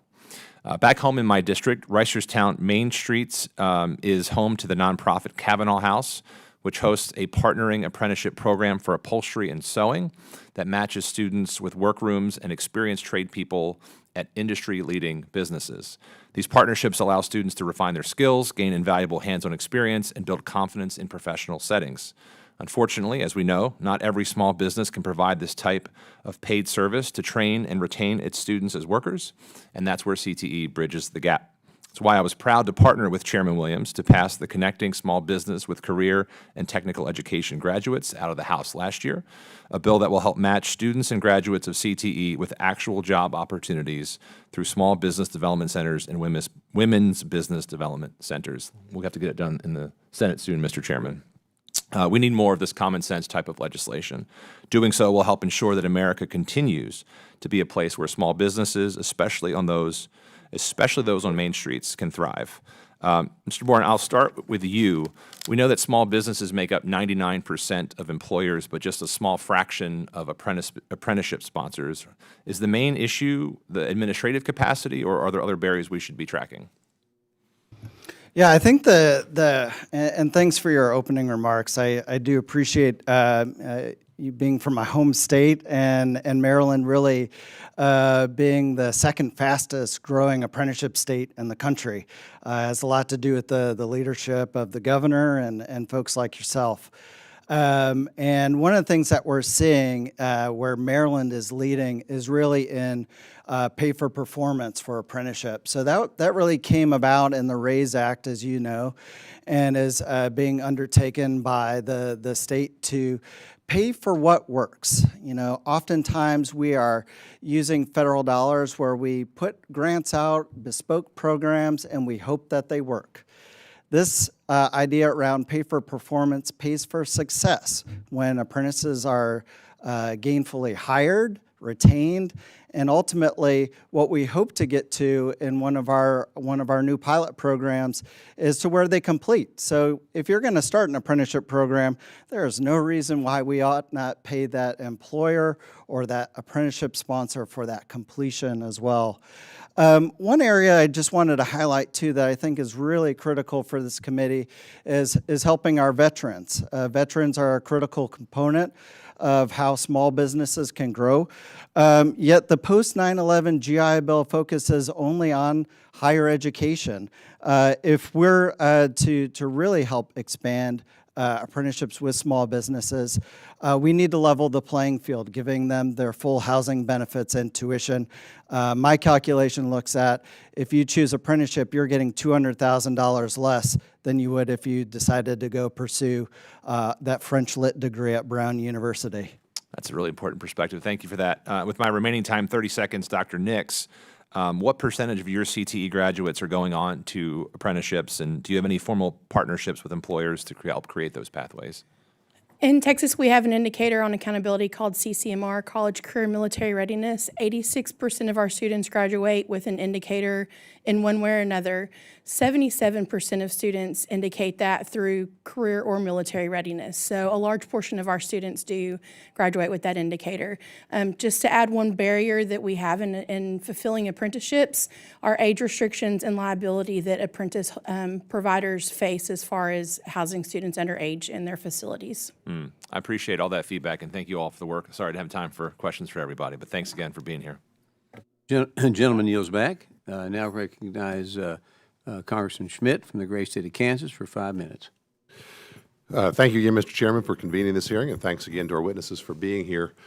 I think it's been a great discussion. I want to look a little more down the road toward the horizon here and talk about maybe some spin-offs and some entrepreneurship issues. And I'm going to start with Mr. Gibson and then go down the line to the extent that my time allows here. I'm from a fairly little town. We've got about 10,000 people now. My wife's from Kansas City metro area. When we first contemplating getting married, she's from a town of 2.5 million people if you count the metro, and I told her, well, I'm from the biggest town in my area too, and I didn't disclose all the details. Sometimes our local dynamics are a little different. And one thing that strikes me, and I hear it everywhere I go, we hear the same dynamics that we don't have enough plumbers, we don't have enough electricians, we don't have enough carpenters. But in our world, that's not just having more folks at our regional construction companies, whether it's a Key or a Crossland or a Hutton, we all have those. It's also having folks in our local communities who do that, and they're often mom and pop shops. There's somebody who hung out, it's Bob's Carpentry and Joe's Plumbing, and they either don't have employees or they have one or two or they have them ad hoc and they live in a community. And at least anecdotally, it sure looks to me like in big parts of the area I represent, we have fewer of those folks than we did a generation ago. So here's what I'm wondering. Let's assume, Mr. Gibson, your literature talks about needing 58,000 more workers in CTA space over the next 5 years in Kansas. That's great. Let's assume we succeed in that through a combination of all these great things we're talking about. Here's what I'm guessing. Tell me if I'm right or not. I'm guessing that out of the several thousand young folks that we encourage and support, and they get into this field and they become carpenters, plumbers, electricians, whatever, metal workers with these mid-sized companies, larger companies, some portion of them are going to have life events that make them decide they want to go back home or they don't want to work for somebody else. They want to hang out their own shingle and they want to raise their kids where they were raised or near grandparents or whatever, and those may be in smaller communities. And what do we need to be thinking about? This is the Small Business Committee. What do we need to be thinking about now as you're growing workers to also be identifying and be prepared to help grow the entrepreneurs who spin off 5 years from now, 10 years from now, and become that next generation? And Mr. Gibson? The lion's share of the contractors that I represent are small to medium-sized firms. A lot of them started in entry-level positions and worked their way up. In fact, one of the contractors I wanted to bring with me today, and I don't think he'll mind if I say who it is, Jeremy Bartz Construction. He came out of a construction management program at Kansas State, went to work for McCown Gordon, which is a large firm, got 7-8 years of experience, but his hometown is Great Bend, Kansas, very rural community, but he saw a niche. There wasn't a general contractor in that area, and he and another McCown Gordon employee decided to break off and start their own company. And they started that company 3 years ago, and they are serving that area very well. But I go back to my story about the mayor that was looking for a backhoe operator. If you don't have craft people in your community, and a lot of these folks that are coming out of CTE programs want to stay close to home, and we're giving them that life skill early on because they're not interested to go to college. They can't afford to go to college, and they're finding their way to stay close to home and meet their future spouse. We are starting to see population growth versus out-migration of population, all because of CTE programming. Thank you, Mr. Gibson. Dr. Gunuskey, you mentioned entrepreneurship in your opening. That caught my attention. And just because you're a great plumber and electrician doesn't mean you know how to handle HR issues or tax prep issues or advertising issues. What do we need to be doing with the SBA or otherwise? Yeah, I think then that's a great question. What we do is we bake entrepreneurship into all of our programs. So regardless of the career pathway that the students are in, the kids have a rich exposure in entrepreneurship. Through that, the students also participate in something called our seminar programs, where they have a rich understanding of financial literacy, what it takes to start a business, to own a business, public relations, answering a phone call, all of the little things that mean so much today. So I think as we're doing this as a country, I think entrepreneurship has to be baked in across the board. Congressman, I would just say, the Small Business Administration is a great connector to CTE programs because of the resources that they provide, just as the doctor talked about, not only technical resources, but financial resources. And small business coming out of CTE programs could definitely be that great connector to the Small Business Administration. Thank you. My time's expired. Thank you, Mr. Chairman. Gentleman yields, and I now recognize Dr. Morrison from the great state of Minnesota for 5 minutes. Thank you, Mr. Chair and Ranking Member, for holding this hearing, and thanks to our witnesses for being here today. It's been a really great conversation. Workforce training and development is critical, of course, to both helping our small businesses grow and ensuring the next generation have the skills they need to succeed and advance.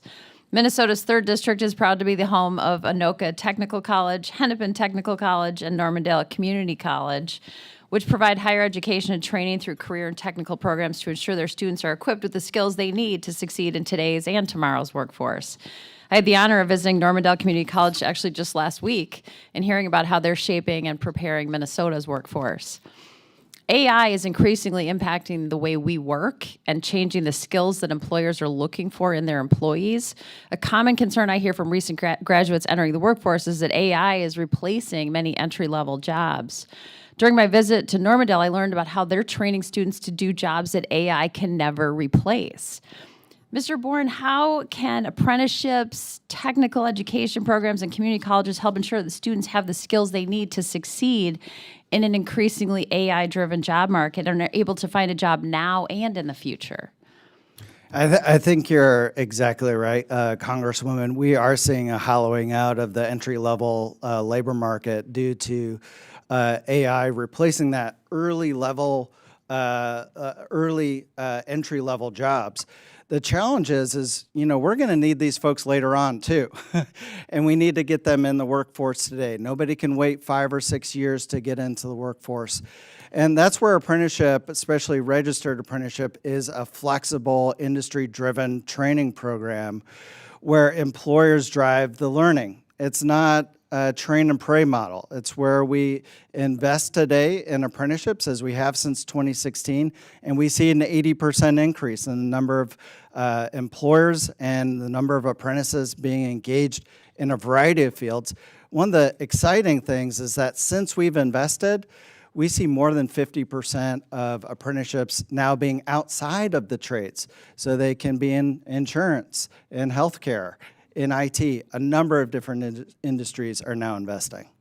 Thank you. I appreciate that. You're perfect segue to my next question for you. I'm a doctor by training, and I'm really worried about the growing shortage of healthcare workers and how this impacts access to care, especially in our rural communities. So, Mr. Boren, during your testimony, you mentioned that you've worked directly with small businesses as an apprenticeship intermediary, recruiting employers, designing programs, and helping companies across sectors, including healthcare, launch apprenticeship programs that meet workforce needs. Can you elaborate on how registered apprenticeships can help address workforce challenges such as staffing shortages in the healthcare industry? Well, that's right. I'm actually really excited to be here with my wife today, who's a registered nurse, but she ended up going the route of getting a master's degree. But we're seeing more states like Texas, Michigan, and a number of states create registered apprenticeship programs for nursing, where you don't need to go into debt. You can start that registered apprenticeship where you're learning at the hospital with a preceptor, and that continuum goes on up to the receiving your license as an RN. But we see there's shortages in a number of occupations just like that, whether that's surgical technicians or physical therapists, and radiologists, a number of occupations that are now being created for apprenticeships, but we still have a lot of licensing barriers at the state levels that doesn't allow those apprentices to have that hands-on learning that we really need some relief from that regulatory burden at the state.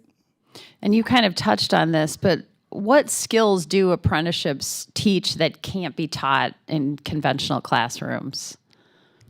Well, they teach the hands-ons. I mean, when you're in a classroom, you're learning it by theory. When you're on the job, you're learning directly from a mentor and a journey person who has done that work as a full professional. And in fact, we're seeing what's interesting about apprenticeships is 85% of apprentices today are men. And a lot of the last few administrations have treated that as a flaw, not a feature. We're seeing a number of men drop out of college, not being able to return, and apprenticeships are this great way where men, and research is showing that men really do well when they have that hands-on learning, and it's a great way to get them into a great career that pays really well as well. Thank you so much, and a quick thank you to your wife for taking care of patients. Thank you. I yield back, Mr. Chair. Lady yields back. I now recognize Mr. Weed from the great state of Wisconsin for 5 minutes. Thank you, Mr. Chairman, and thank you to all the witnesses that are testifying here today. Far too long, our education system has prioritized four-year colleges and has treated CTE education as an afterthought. Despite our nation's clear need for skilled tradesmen and the high demand from students, we have continued to see a lack of resources allocated to these programs. CTE programs offer a less expensive alternative to a four-year degree, and students often graduate in as little as 18 months, prepared for good-paying, in-demand careers. In northeastern Wisconsin, many high schools and technical colleges partner with local small businesses to ensure students can begin an apprenticeship immediately after graduation. This not only provides students with paid, hands-on experience, but also helps small businesses connect with eager, hard-working students. I'm encouraged by the work of our witnesses here and all that you have done to bring technical education back into the high school curriculum. The demand from schools in my district for CTE education underscores the pressing need for these programs. Like all of you, I feel very strongly about this issue, and I remain committed to supporting CTE in schools in northeastern Wisconsin and, of course, across our nation. Dr. Gunuskey from the great school district of Wallenpaupack. Obviously, you're doing a great job, and what I'm impressed with is, and you had mentioned the community support, and that is key to building, the vocational education, of course, in your district, and you also have great small business support in your area. What advice would you give to other school districts, maybe some best practices that things have gone very well in order to build the culture that you have? We have questions. A lot of districts in our area want to improve, and so what would you offer to them? First and foremost, seeing is believing. Invite them in. Invite them in to see the programs, to meet with the students, to participate in OACs, to contribute. Many times we will have organizations and industry partners come in, and they didn't necessarily see how they fit into the overall picture of the curriculum, how they can support the CTE. And so by bringing them in, it does not take them very long to realize that they are very integral in part. So I would say seeing is believing is absolutely critical. In our school, we don't have, we have a pre-apprenticeship program, but not a full apprenticeship program, because again, we're not a CTC, but we do have students in the healthcare field that are actually working in the hospital for half a day, going out to rehabilitation aid, PT, OT, PTAs, for half a day, getting that hands-on experience. We have a lot of great districts that do very well in vocation. Luxembourg Casco, for one, is built over a long time, a great community support, great support with local businesses. Mr. Gibson, what would you say, maybe some of the things that, some big wins that you've seen in partnering with local school districts? What would you say to contractors and businesses? What can we do better? Well, the Build Up Kansas, his success has come down, and the doctor talked about advisory councils, industry advisory councils.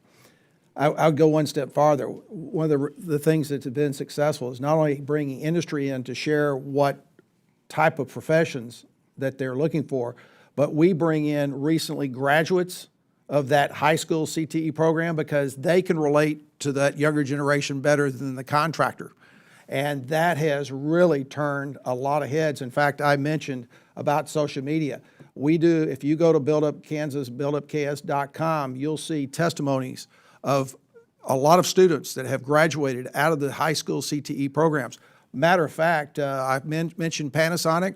One of our community colleges up in Topeka, Washburn Technology, graduated 300 electrical technicians. All of them received contracts to go to work for Panasonic. So get the industry and recent students that have graduated from their local schools to tell the story, and I can tell you, you will get a lot of heads turning to CTE programming. That's fantastic. Clearly, technical colleges we're talking about, but apprenticeships. Mr. Boren, what are, that you've seen, what are some best practices in building this community engagement and, you know, the relationships with school districts that you've done that others could use around the country? Yeah, and I just congratulate Wisconsin on being the oldest and one of the most robust apprenticeship states. Has done a great job with youth apprenticeship. But I also look to Iowa, who's created high schools as sponsors, working sponsors of apprenticeship programs, working across different industries, from being a butcher to being a cybersecurity analyst. You can do it if you create the program at the high school level. Great. Thank you all. I yield back. Gentleman yields back. I now recognize Mr. Jack from the great state of Georgia for 5 minutes. Well, thank you very much, Mr. Chairman, and I want to thank our witnesses for testifying today. I'd be remiss if I didn't open my remarks walking you all through something that was very special to my district. Just last month, I brought our Secretary of Education, Linda McMahon, to my district. And just for reference, I represent a part of Georgia that's just southwest of Atlanta, includes Coweta County, and very specifically within it, we've got a central educational center. And this is this provided, frankly, for the state a blueprint for success for how high schools can better prepare our students to be well equipped for the ever-evolving workforce in today's technological age. And I say that because we brought the Secretary of Education. We've had, you know, a lot of important people come, but never a cabinet member. I was proud to bring her. And what they did is effectively this community, Noonan, Georgia, about 30, 40 years ago, they said, we've got high school students that are graduating that are not prepared for the workforce that we have now recruited to come into our community. So we've got to partner with our school and provide an opportunity for students to leave the school place during the day for a small period of time, go learn some technical skills, then come back and participate just as they normally would. This blueprint was so successful, Central Educational Center, encourage anybody to look at it, that the state of Georgia has now replicated it in over 60 counties. They literally copy, paste, replace in different cities and counties around the state. So I'm very proud of that. And in that vein, if I could, I just want to start with Mr. Gunuskey. So as you think, and we've talked about this today, as we think about this global economy that we have today, new technologies constantly evolving, how can schools better integrate these kinds of tools and training into career and technical education? How does that help support small businesses that rely on a skilled, adaptable workforce? Effective communication, communication with the small businesses, communication with your county and community, and I applaud what you've done in Georgia and the work that they have done. Certainly is a great example of that communication. Groups coming together, having effective communication, finding out what needs to be done, what workforce needs to be met, and how the schools can implement those strategies to supplement the workforce locally. And what would you say the biggest barriers are for schools that want to adopt and maintain these types of projects? How can federal policy help break down some of those barriers to help more students to get to enjoy this? Yeah, I know we've talked about funding because funding is probably the biggest hurdle. I think in rural Pennsylvania, another issue that we're facing, and I know my colleague mentioned this before, is also the staffing, the CTE teacher shortage that we're experiencing. It is very difficult. A starting teacher at Wallenpaupack is right around $60,000. So when you take somebody out of industry who is making significantly more than that, invite them in and say, here, now you can teach 12 to 15 kids, and you have to go back to college to get certification. It's not very enticing.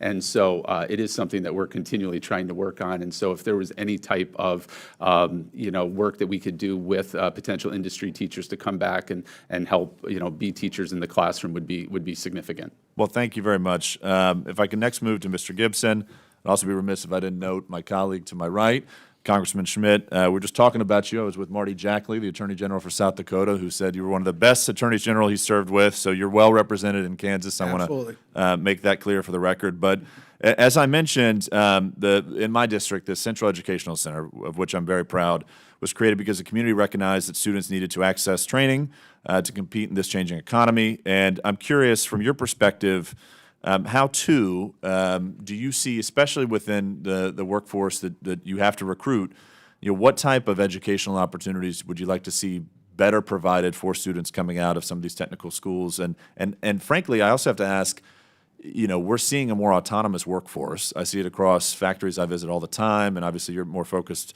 on general contracting. But I'm curious, how do we prepare ourselves for this autonomous workforce that's coming? Well, first, I want to build on the question. Instructors are critical. We're losing instructors as fast as we're losing the older generation. And through our HR platform, we're giving the schools the ability to post their jobs. We've actually had experience of bringing back recently retired tradesmen to come back and teach at the local school. We actually got the state to change the legislation to where they didn't have to have a PhD or a master's to teach if it was regarding technical training. But the key in getting everything to a point where CTE becomes important is training. We use the NCCR curriculum because it was developed by the construction industry with education in mind. It's got a credential that goes along with it.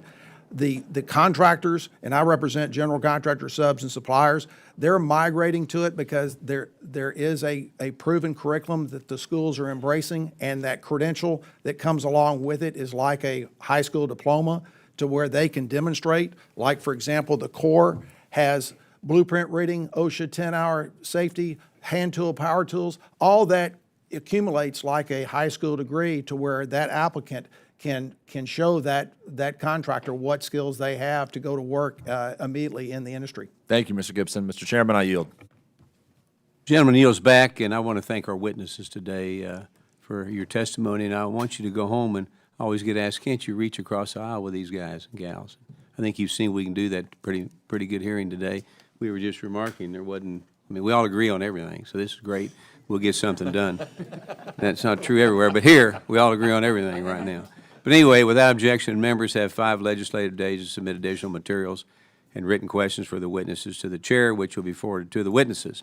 I ask the witnesses to please respond promptly if that happens. If there's no further business, without objection, the committee is adjourned. Stay in contact. Absolutely. Very good. Thank you. Really, Great job. really appreciate it. Yeah. Nikki, let's stay in contact.